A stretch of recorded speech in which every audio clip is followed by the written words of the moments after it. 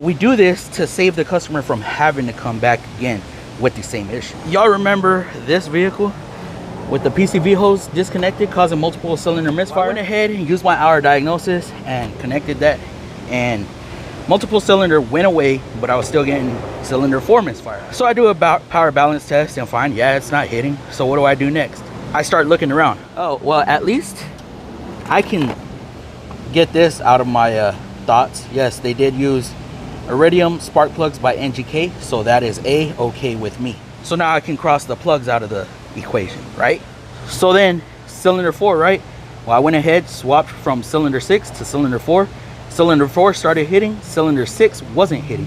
So then I look at the coil and ooh wee, what do we got here? That thing was arcing through this rubber boot, burning up the plastic. So therefore I will be recommending a coil. I'll be recommending all the coils